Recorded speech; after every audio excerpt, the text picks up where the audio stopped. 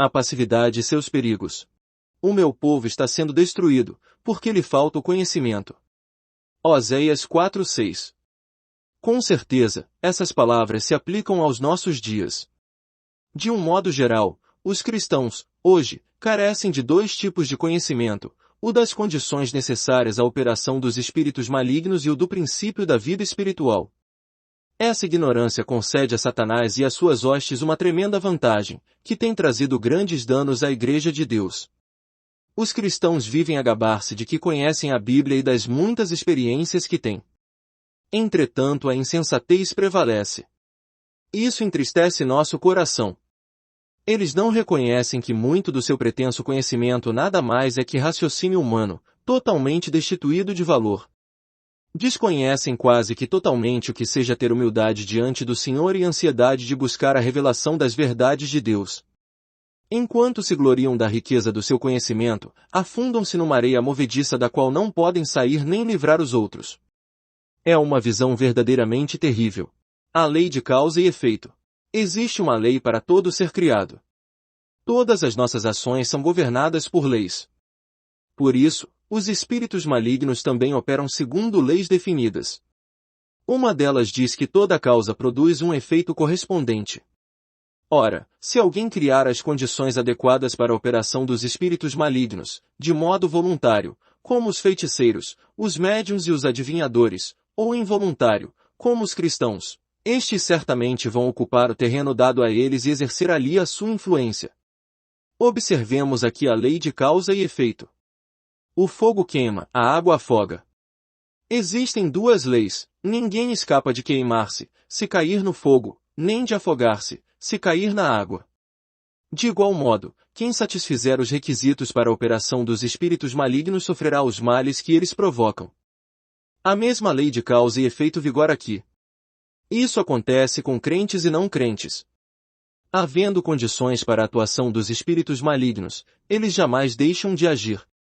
Se um cristão cair no fogo, não pode evitar as queimaduras; se cair na água, não pode evitar o afogamento. Da mesma maneira, se, por ignorância, der lugar à ação dos espíritos malignos, não poderá escapar do perigo de ser ferido. O fogo queima tudo o que encontrar, a água afoga todos que nela forem submersos, os espíritos malignos atacam todos os que lhes derem lugar. Ninguém escapa, nem mesmo aquele que é filho de Deus. Se um crente der lugar ao inimigo, este não hesitará em atacá-lo. Quais são, então, as condições para a operação do inimigo? O que é que facilita sua operação? Essa é a questão crucial. A Bíblia caracteriza tais condições como dar lugar, Efésios 4:27, ou oportunidade. Podemos entender também como ceder terreno. Isso designa qualquer porção de espaço vazio que o homem delimita para os espíritos malignos. Esse lugar ou terreno constitui a base de operação deles. A extensão da invasão é determinada pelo tamanho da base de apoio. Os espíritos malignos começam a penetrar em qualquer homem, ímpio ou cristão, tão logo consigam uma base de apoio. Podemos chamar de terreno tudo que lhes proporciona uma oportunidade ou base de apoio através da qual eles atacam ou invadem. Se alguém ceder terreno, a invasão será inevitável. Uma causa determinada produz sempre o efeito correspondente. O cristão que cede terreno aos espíritos malignos, e ainda assim imagina que não será atacado, já caiu no engano do inimigo. Falando de modo simples, o terreno que o crente fornece aos maus espíritos é o pecado. O pecado constitui o modo como damos terreno para eles. Abrigar um pecado no coração significa abrigar também os espíritos malignos que se escondem por trás dele. Todo pecado fornece território a esses espíritos. Existem dois tipos de pecado, o positivo e o negativo. Os pecados positivos são os maus atos que alguém comete. Suas mãos realizam mais ações, seus olhos contemplam cenas malignas, seus ouvidos ouvem notícias ímpias e sua boca pronuncia palavras impuras. Essas práticas oferecem oportunidade aos espíritos malignos para que agarrem as mãos, os olhos, os ouvidos e a boca dos crentes. Pecar através de qualquer desses órgãos equivale a convidar o inimigo para vir e ocupá-lo. Então, quando a ocupação brota do pecado, o Filho de Deus precisa decididamente abandonar esse erro, a fim de recuperar o território perdido. Caso contrário, os espíritos malignos irão gradualmente aumentando seu domínio, até que a pessoa seja tomada por completo. Alguns crentes aceitam sua própria morte na cruz, mas encontram dificuldade em abandonar o pecado que tenazmente os assedia. A explicação é esta: além do problema da carne, existe também o ataque sobrenatural das potestades malignas. O pecado positivo, que dá oportunidade à operação dos espíritos malignos, é bem conhecido da maior parte dos cristãos. Por isso, não vamos estender esses comentários. Focalizaremos nossa atenção agora no segundo tipo, o pecado negativo, que é muito mal compreendido. Encontra-se na esfera da vontade, por isso iremos discuti-lo com detalhes. O entendimento popular é que somente os pecados positivos podem ser considerados como tais, os negativos não são tidos como pecados. A Bíblia, no entanto, afirma que não são pecados apenas as injustiças de toda sorte que o homem comete através de uma ação, mas que aquele que sabe que deve fazer o bem e não o faz nisso está pecando também. Tiago 4,17. A palavra de Deus considera pecado tanto o que o homem comete como o que ele omite. O pecado concede base de apoio ou terreno para a obra dos espíritos malignos, e tanto o pecado positivo como o negativo, isto é, o pecado de omissão, oferecem terreno para a atuação desses espíritos. O pecado de omissão, que oferece terreno aos espíritos malignos, é a passividade do crente. A não utilização ou a má utilização de qualquer das partes do nosso ser constitui pecado aos olhos de Deus. O Senhor nos capacita com habilidades de todo tipo, e temos de usá-las. Se alguém não usa qualquer dos seus talentos, permitindo que ele seja enterrado na inércia, está dando ocasião ao diabo e às suas hostes para usá-lo em seu lugar. Esse é o terreno para suas operações sinistras. Os cristãos sabem que o pecado dá condição para o ataque do inimigo. No entanto, muitos deles não sabem que a passividade também é pecado, e dá ao maligno condições para atacá-los. Depois que se dá lugar a ela, torna-se inevitável a penetração do inimigo, seguindo-se o sofrimento de modo natural. Passividade. A primeira causa da invasão do inimigo entre os pagãos e também entre os cristãos carnais é o pecado deliberado. Já a principal causa de engano, nos crentes que se renderam a Deus pode ser resumida em uma só palavra: passividade, isto é, a cessação do exercício ativo da vontade no controle do espírito, da alma e do corpo, ou de apenas um deles. O órgão da vontade para de fazer escolhas e de tomar decisões sobre assuntos que lhe dizem respeito. A palavra passividade descreve simplesmente a condição oposta à atividade. Na experiência do crente, ela significa 1. Perda do controle próprio no sentido de que a pessoa mesmo deixa de controlar todas as áreas do seu ser. 2. Perda da vontade livre, no sentido de que a própria pessoa deixa de exercer sua vontade como princípio orientador do controle pessoal, em harmonia com a vontade de Deus. A passividade de um cristão brota da não utilização dos seus vários talentos. Ele tem boca, mas recusa-se a falar, porque espera que o Espírito Santo fale através dele. Tem mãos, mas não as usa, pois aguarda que Deus o faça. Ele não utiliza nenhuma parte do seu ser, mas espera que o Senhor o mova. Considera-se plenamente entregue a Deus, por isso não usa mais nenhuma parte do seu ser. Aí ele cai numa inércia que abre o caminho para o engano e a invasão maligna. Depois de aceitar a doutrina de sua união com a vontade de Deus, os cristãos geralmente desenvolvem um conceito errado sobre o significado dessa união. Entendem que isso significa obedecer a Deus passivamente, o que é um erro. Pensam que devem anular sua vontade própria, tornando-se marionetes. Afirmam que não devem mais fazer uso da vontade, e que esta não deve exercer controle sobre nenhuma parte do seu corpo. Não decidem nada, nem executam mais sua vontade. A princípio, parece uma grande vitória, pois, de modo maravilhoso, a pessoa de vontade forte se torna repentinamente submissa. Pen Lewis, Vots, 73. Ela se torna fraca como a água. Não tem nenhuma opinião sobre nada. Obedece cegamente às ordens. Não exercita a mente, nem a vontade, nem mesmo a consciência para distinguir entre o bem e o mal, pois é uma pessoa de obediência perfeita. Só se move quando é movida. Isso é uma condição perfeita, e um convite também, para o inimigo entrar. Quando cai nesse estado de inércia, o cristão cessa toda atividade. Na verdade, ele está o tempo todo esperando passivamente que uma força externa venha ativá-lo. E a menos que essa força o impulsione a mover-se, ele permanecerá inerte. Se ele permanecer nessa situação durante algum tempo, descobrirá que, por vezes, não vai conseguir atuar, mesmo querendo, porque a força externa não está operando sobre ele. Além do mais, descobre que mesmo quando quiser agir será incapaz de fazê-lo. Sem aquele poder exterior, ele não pode dar nenhum passo sequer. Sua vontade é sufocada e ele está amarrado, só pode mover-se depois que a força estranha vier movê-lo. A insensatez do crente. Muitos crentes insistem em considerar seu estado de inatividade como verdadeira obediência a Deus e perfeita união com a vontade divina. Os espíritos malignos tiram vantagem desse posicionamento para realizar seus desígnios. Esses irmãos não entendem que Deus jamais exige passividade, são as potestades das trevas que os mantêm nesse estado. Além do mais, Deus quer que exercitemos nossa vontade ativamente para cooperarmos com Ele. Ele revela isso através de diversas passagens das Escrituras. Se alguém quiser fazer a vontade dele, conhecerá a respeito da doutrina. João 7,17. E pedireis o que quiserdes, e vos será feito. João 15,7. Deus nunca desconsidera nossa vontade. Nós, seres humanos, desfrutamos de uma vontade livre. Deus nunca usurpa essa vontade. Ele espera nossa obediência, mas ao mesmo tempo respeita nossa personalidade. Observe que a palavra personalidade, conforme empregamos neste livro, tem sempre em vista a pessoa do homem e não seu caráter. Deus deseja que queiramos o que Ele também quer. Ele não usurpa nosso querer, reduzindo nossa vontade a uma inatividade mortal. Ele precisa da nossa cooperação mais positiva.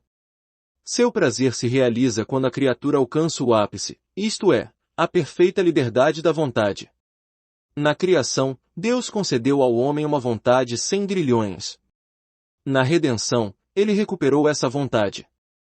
Visto que Ele não nos criou para prestar-lhe uma obediência mecânica, como é que poderia esperar que o homem redimido fosse um autômato, agindo sob a direção divina, por controle remoto? A grandeza de Deus certamente se manifesta no fato de Ele não exigir que, para sermos obedientes, tenhamos de nos tornar como um pedaço de madeira ou uma pedra. Seu plano consiste em fazer-nos obedecer-lhe voluntariamente, pela operação do seu Espírito em nosso espírito. Ele se recusa a querer em nosso lugar. Em suma, a lei que governa a operação de Deus no homem é exatamente a mesma que governa a operação de Satanás. Deus se deleita em ver o homem com a vontade livre, por isso o criou com essa capacidade. Isso significa que a humanidade tem o poder de escolher e decidir acerca de qualquer assunto a ela relacionado. Embora Deus seja o Senhor de todo o universo, Ele se autolimita, para não usurpar a vontade livre do homem. Ele nunca força o homem a ser-lhe leal. Satanás, do mesmo modo, não tem como usurpar nenhuma faculdade do homem sem o consentimento deste, de modo consciente ou não. Tanto Deus quanto o diabo, antes de atuar no homem, precisam convencê-lo a dar-lhes permissão para isso.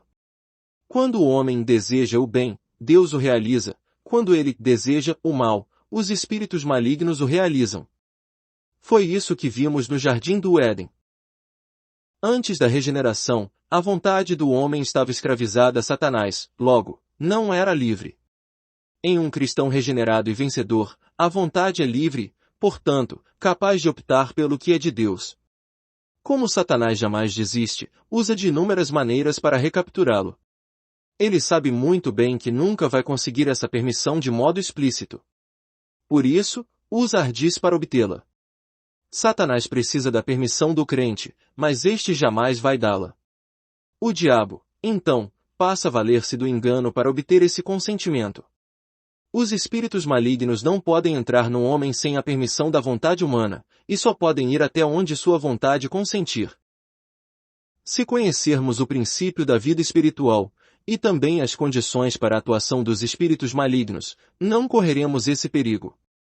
Muitas vezes, os crentes demonstram uma falta de consciência, tanto da vantagem que o adversário leva devido à sua inércia, quanto da necessidade de ter uma vontade ativa cooperando com Deus. Essa ausência de consciência é que torna passiva a sua vontade. Contudo, temos de nos lembrar sempre de que Deus nunca força sua vontade sobre o homem. É o próprio homem que tem de ser responsável pelo que faz. Deus não decide por ele. Se os espíritos malignos não estão operando em algumas pessoas passivas, isso se dá provavelmente porque na realidade essa passividade não passa de preguiça ou de inatividade. Quando não há a atuação do espírito maligno, as pessoas podem tornar-se ativas a qualquer momento. Contudo, se afundarem na passividade a ponto de serem dominadas, não poderão se tornar ativas, mesmo que o queiram. É aqui, pois, que vemos o contraste entre a operação de Deus e a de Satanás. Embora o Senhor queira que o homem se submeta inteiramente a ele, seu desejo é que o ser humano use também os talentos que possui, em cooperação com o Espírito Santo. Satanás, por outro lado, exige que a vontade do homem cesse por completo, a fim de que seus demônios atuem por ele. O contraste é realmente sério. Deus convida o homem a optar pela vontade divina de modo ativo, consciente e voluntário, a fim de que seu espírito, alma e corpo sejam livres. Satanás forçou a ser seu escravo passivo e cativo. Deus determina que o homem seja autônomo e livre para ser seu próprio senhor. Satanás forçou o homem a ser sua marionete, totalmente manipulado por ele. Deus não exige que o homem cesse suas atividades para que possa operar nele. Satanás manda que o homem seja totalmente passivo e inativo. Deus pede ao homem para atuar em cooperação com ele conscientemente. Satanás ordena ao homem que lhe obedeça passivamente. É verdade que Deus requer do homem que cesse todas as suas atividades pecaminosas, pois sem isso ele não pode cooperar com o Espírito Santo. Satanás, porém, exige que ele cesse com todas as suas atividades, incluindo as da alma, a fim de que seus asseclas possam atuar pelo homem. Assim, Satanás reduz o ser humano a uma simples peça de máquina, sem nenhuma responsabilidade consciente. É triste perceber que os cristãos ignoram que Deus vive neles e que desconhecem o princípio da operação divina na vida deles. Acham que o Senhor quer que sejam como peões num jogo de xadrez, para dirigi-los de acordo com seu agrado. Entendem que devem ser absolutamente passivos, sem nenhum poder de escolha e decisão, sendo dirigidos por Deus de modo simples e insensível. Esquecem que, no princípio, quando Deus criou o homem, ele o dotou de uma vontade livre. Obviamente, Deus não se agrada se o homem deseja algo fora dele, mas também não fica satisfeito se tivermos de obedecer-lhe mecânica e inconscientemente. Ele fica satisfeito quando queremos o que ele quer, mas nunca deseja que nos tornemos seres destituídos de vontade. Os próprios crentes devem executar muitos atos. Deus não os fará em nosso lugar. Alguns ensinam que devemos entregar tudo ao Senhor e deixar que Ele tudo realize em nosso lugar. Dizem que não devemos levantar as mãos nem mover os pés, que devemos nos entregar inteiramente ao Espírito Santo, que habita em nós, para que Ele faça tudo por nós. Afirmam que devemos permitir que Deus nos mova. Concordamos que existe alguma verdade em tal ensino, mas o erro contido nele talvez seja mais poderoso do que a verdade. Voltaremos a essa questão no próximo capítulo. Os perigos. Na sua ignorância, o cristão pode ser enganado pelas potestades das trevas, caindo na armadilha de Satanás e criando condições para a atuação dele. Observemos a ordem desse processo, pois é extremamente importante. 1. Ignorância. 2. Engano. 3. Passividade. 4. Entrincheiramento. A ignorância é a causa principal desse processo. Satanás consegue enganar os crentes porque estes desconhecem as exigências do Espírito Santo e o princípio da operação satânica. Se os cristãos procurassem aprender a cooperar com Deus, e a saber qual a maneira como ele age, nunca aceitariam o engano de Satanás. Contudo, como estão enganados, imaginam que devem permanecer passivos, a fim de que o Senhor possa viver e operar por meio deles. Dessa forma, aceitam como sendo de Deus muitas das manifestações sobrenaturais dos espíritos malignos. Depois o engano se aprofunda ainda mais, e o inimigo se entrincheira neles em condições alarmantes. Cria-se, então, um círculo vicioso. Toda vez que o crente cede terreno, os espíritos malignos têm a porta aberta para entrar. Depois que eles entram, manifestam-se através de inúmeras atividades. Se o crente interpretar mal essas atividades, não sabendo que elas se originam do diabo, cederá ainda mais espaço aos espíritos malignos, pois acreditou em suas mentiras. Esse círculo continua girando. Com isso, a invasão aumenta, a cada dia. Quando alguém entra num estado de passividade, fornecendo assim uma base para os espíritos malignos, os perigos podem se multiplicar facilmente. Se alguém cai na inércia, deixando de tomar as próprias decisões, aceita passivamente qualquer situação. Nessas condições, o crente presume que agora é Deus quem está decidindo por ele. Acha que o Senhor só exige dele, portanto, uma submissão passiva. Tudo o que lhe acontece é desígnio de Deus e provém dele, é a vontade divina, que ele tem de aceitar com resignação. Logo o crente perde a capacidade de optar. Não inicia nada nem toma decisões a respeito do que é de sua responsabilidade. Além do mais, fica temeroso de expor suas ideias e mais relutante em expressar sua opinião. Assim, os outros devem optar e decidir por ele. Tal vítima do inimigo é como uma planta marinha à deriva nas ondas do oceano. Espera que os outros decidam por ele, ou então que as circunstâncias sejam tais que haja apenas um caminho a seguir, aliviando-o do peso de tomar uma decisão. Parece feliz quando é forçado a fazer alguma coisa, pois isso resguarda da ansiedade causada pela indecisão. Prefere ser guiado pelas circunstâncias a ter liberdade para escolher suas próprias circunstâncias. Para ele, é muito desgastante ter de tomar uma decisão.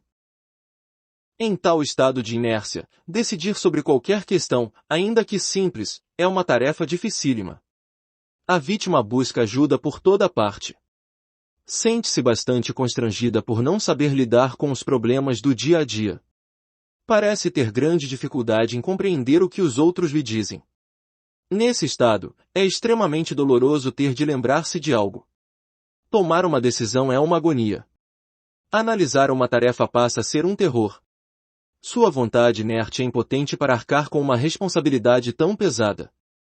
Por causa de sua enorme fraqueza, a pessoa sente-se compelida a esperar auxílio das circunstâncias ou dos outros.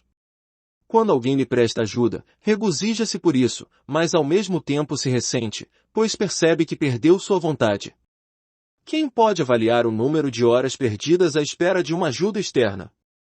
Em hipótese alguma, porém, devemos imaginar que esse crente passivo não goste de trabalhar. Quando uma força externa o impulsiona, ele se mostra operoso. Contudo, logo que passa a compulsão, ele para bem no meio do trabalho, sentindo-se sem forças para prosseguir. Percebemos que uma pessoa está com a vontade passiva quando ela deixa inúmeras tarefas inacabadas. Como esse estado de inatividade deve ser inconveniente?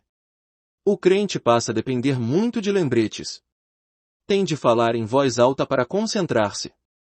Vê-se obrigado a criar centenas de muletas para apoiar-se. Seus sentidos vão se tornando gradualmente embotados.